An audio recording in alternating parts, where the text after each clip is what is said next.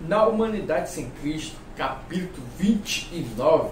Vamos que vamos, porque temos ainda muito o que tratar nessa obra maravilhosa, né? Estamos aí chegando aí, já passamos da metade, né? Tem muita coisa ainda. Vamos lá. A Humanidade Sem Cristo, né? No pensamento gnóstico, esse dualismo é aprofundado até o ponto em que a matéria é concebida como o reino do mal. E essa visão não é compartilhada em nenhuma parte do Novo Testamento ou do Antigo Testamento, né? Assim, a redenção, tanto em Platão como no pensamento gnóstico posterior, consistia na fuga da alma do reino da matéria e do corpo, para que pudesse alçar voo ao mundo da realidade suprema. Os gregos não tinham ideia de um Deus criador. Em Platão, o demiurgo criou o mundo, mas o fez apenas impondo uma forma matéria que já existia, né? E daqui, desse dualismo aí, é que vai surgir algumas heresias na igreja primitiva ali do primeiro século, né? Pessoas que não aceitavam que Jesus tinha vindo em carne, como o docetismo, né? Docetismo, que vem de doca, aparência, dizia que Jesus era só divino, ele não tinha nada de matéria, porque a matéria era má, então Jesus não poderia ter vindo em matéria. Aí que ele fala que isso não significa a aniquilação da criação, mas sua redenção para a liberdade da glória dos filhos do homem. Paulo nunca encara a criação como má, porque ela é a matéria em contraste com o espírito.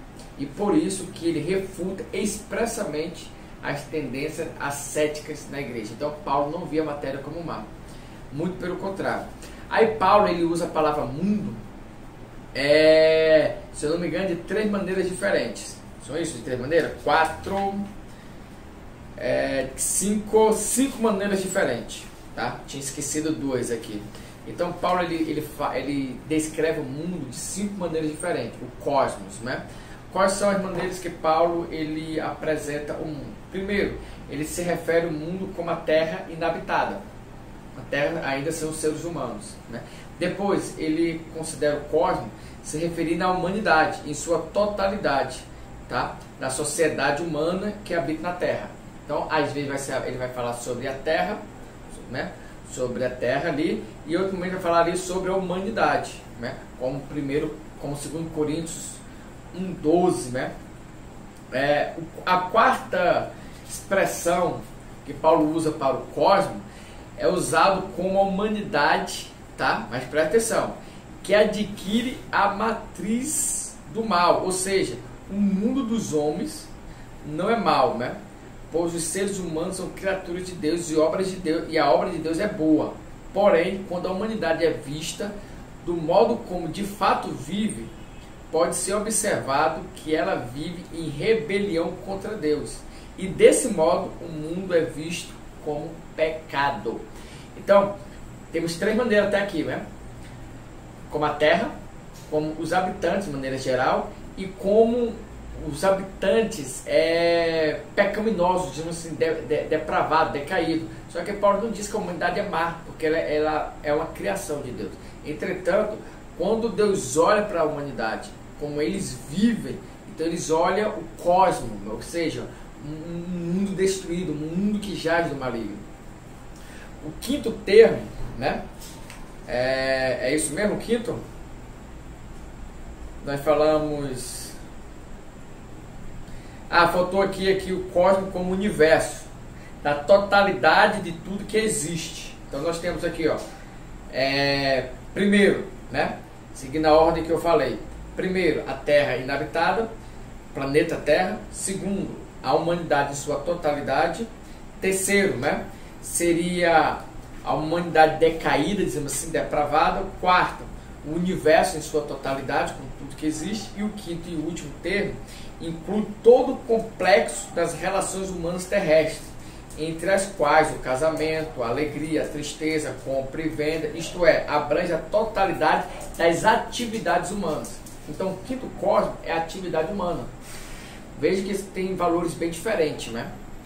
Então, a questão pode perguntar lá, qual dessas visões representa o significado de cosmo para Paulo, e pode ter lá o relacionamento de compra e venda, de casamento. Para Paulo, isso sim é o cosmo. Isso sim trata-se também de mundo, né? A doutrina de Paulo em relação ao mundo não é análoga à do dualismo grego. Não encara nem a criação nem a humanidade como pecadores, e não dá nenhum apoio à ideia do asceticismo, que buscam a boa vida da negação da natureza ou da criação, ou do comércio, ou da interação com a sociedade humana, né? Para ele, o mundanismo consiste em adorar a criatura em vez do Criador. Então, o que é ser mundano? É adorar a criatura ao invés do Criador. Tá? Paulo, ele fala muito dos poderes espirituais, ele fala ali até de potestades, autoridades, poderes, tronos, principados, príncipe das trevas, príncipe desse mundo, hostes espirituais, potestade das trevas, né? Então ele fala muito desse encadeamento, escalonamento de entes espirituais, né? Então os anjos são vistos como seres espirituais engajados no serviço de Deus. A lei foi dada pela mediação dos anjos. Os anjos são observadores do cenário humano. Os anjos são citados como testemunha e ascensão. Então ele fala muito sobre a função dos anjos, né? Então ele crê nisso, nessa atividade ativa dos anjos, né? Esse aqui também é um capítulo bem grande, tem bastante tópicos, né? Vamos ver aqui agora sobre a estoiqueia, né? Estoiqueia é aquela expressão que vem lá, vai estar estoiqueia toi cosmo. Não sei bem assim que se pronuncia, mas é bem conhecida até porque ela é bem polêmica, essa expressão, né? Que é os rudimentos do mundo, né? Traduzindo ali. E a visão do rei James, né? King James, ela traz bem diferente essa tradução, né? Deixa eu ver aqui como é que ela traz. Ela traz assim, ó, os princípios elementares do mundo, a versão King James, né? Então essa palavra estoqueia significa originalmente uma série de coisas como o alfabeto, o ABC. Inclusive quando Hebreus capítulo 5 ele vai falar, eu queria falar sobre os princípios básicos da fé, né, os princípios elementares da fé, ele usa esse estoqueia, né, que Paulo se refere aqui em Gálatas, em Colossenses, né.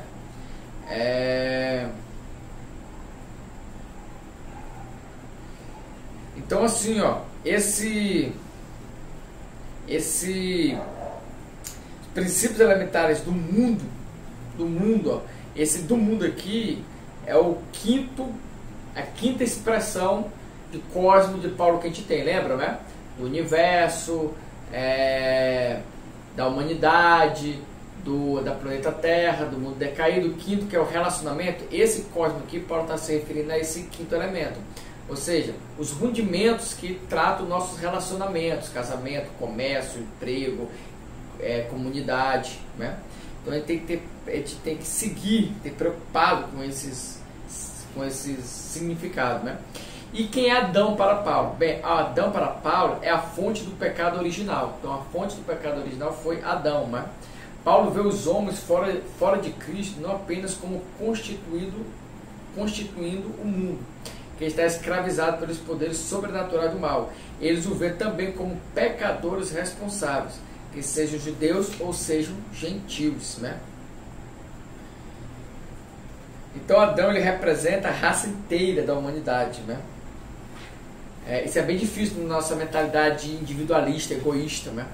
Imaginar que um ato macula toda uma comunidade, mas é realmente isso que acontece com o pecado, né? Ele sempre macula, ele sempre atinge as demais pessoas, né? Essa também é uma visão agostiniana, né? Que debateu ali a ideia pelagiana, tá? Lá de ele coloca isso, então talvez seja importante se falar alguma coisa sobre Pelágio, sobre Agostinho.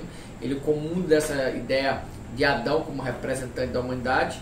Os homens não são pecadores simplesmente porque cometem atos pecaminosos. São pecadores em Adão. Então, eu sou pecador porque eu peco, mas eu também sou pecador por causa da minha herança adâmica, ou seja, por causa dos pecados de Adão. O pecado de Adão como representante da humanidade, né? Porque Adão também tem dois pecados, então, como representante da humanidade, que foi aquele pecado lá em Gênesis, e tem os pecados que ele cometeu dele mesmo, que aí ele não transmitiu para mim.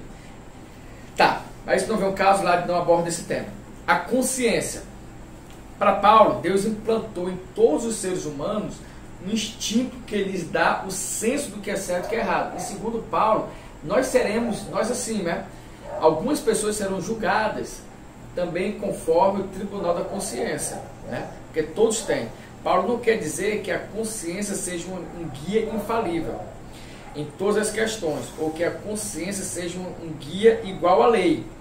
Ele apenas quer dizer que todos os homens têm consciência, que essa consciência acusa do pecado. Pronto. E o que é o pecado então para Paulo? O pecado para Paulo, a palavra mais profundamente teológica para pecado é azebeia. Não sei se é assim que também, azebeia, que é produzido por impiedade. Mas assim como o cosmo, o mundo, Paulo ele usa mais de uma expressão para falar de pecado. Se eu não me engano é 5 também. Tá? 1, 2, 3, 4, 5. Ó, lembrei. 5 também. E a palavra, qual é a palavra mais usada para pecado para Paulo? É a hamatia. Daí que vem a hamatiologia, né? Estudo do pecado. É a palavra mais usada para Paulo. Mas ele usava azabeia, que quer dizer impiedade. Ele usava hamatia, né? O que quer dizer hamatia aqui? Onde é que ele fala aqui? Não estou achando aqui, tá? Mas ele usava também a parabases, que quer dizer transgressão. Ele usava anomia, né? Que quer dizer violação à lei. Ele usava parapitoma, que quer dizer pecado ou indicando lapso individual. Quem aborda isso de uma maneira ímpar, gente, linda, é John Stott naquele livro A Cruz de Cristo, que era da nossa bibliografia, mas saiu. Que na minha opinião deveria ficar, que é um livro assim tremendo. Tanto ele como o discípulo de Diogenes Laertius, sei lá como é o nome, leio aquele nome em alemão. Mas outro livro bonito que fala sobre a graça barata, muito bom. A vida sob a lei é uma servidão da qual o homem precisa ser liberto. Isso aqui é a lei para Paulo. Né? A gente já falou aqui sobre a consciência, sobre o pecado, sobre a revelação, sobre Adão. E agora estou falando sobre a lei. Para Paulo, a lei é uma servidão da qual o homem precisa ser liberto. E ele só consegue ser liberto pela graça. E o que é a carne para Paulo? Para a carne, Paulo só usa uma palavra que é aquela sarx, né? S-A-R-X. E ele fala que é um dos inimigos decisivos da humanidade sem Cristo. Então, qual é o inimigo decisivo da humanidade que não conhece a Cristo? É a sua própria carne, a sua própria natureza. E o que é a morte? A morte para Paulo, os pecadores estão também em um estado de morte. Então, para ele, a morte, existe a morte física, mas existe a morte relacional. O que é isso? Todas aquelas pessoas que não conhecem a Cristo estão mortas. Para Paulo, todas as pessoas que não conhecem a Cristo estão mortas. E o que é a ira para Paulo? Ó, chegamos no último tópico. Eu acho que esse vídeo vai ficar grande, hein? O termo mais vivido que Paulo usa, o termo mais vívido, o termo mais pujante que Paulo usa para descrever a reação de Deus para com os homens é a ira, essa ira do Antigo Testamento, Deus irado, é um conceito escatológico, né? Essa ira não é apenas escatológica, ela caracteriza o relacionamento presente entre Deus e seus humanos. Então, hoje, Deus nos relaciona com a gente pelo amor, mas também pela sua ira, né? E aqui Lade, até vontade de mostrar para vocês, aqui Lade dá um grifo, assim, um grito, que ele fala aqui, ó, e aqui nós temos um pouco da escatologia realizada. Aqui é onde? Na ira de Deus. Porque aí Deus tanto está presente hoje, como estará presente no juízo final. A visão de Paulo no estado de perdição dos homens fora de Cristo não se deve às ideias dualistas gregas, mas um dualismo escatológico. Então você vê que desde o início do capítulo até a última frase, literalmente a última frase do capítulo, ele fala que Paulo existe um dualismo na mensagem de Paulo, mas não é o dualismo grego, não é o dualismo platônico, não é o dualismo agnóstico, é um dualismo escatológico, do já e do ainda não, que percebe que é a era antiga como caída, que está sob o poder do espírito hostil, que se rebelaram contra Deus, que estão sob a condenação da morte e da ira divina. Ok? Então existe um dualismo em Paulo? Existe um dualismo joanino?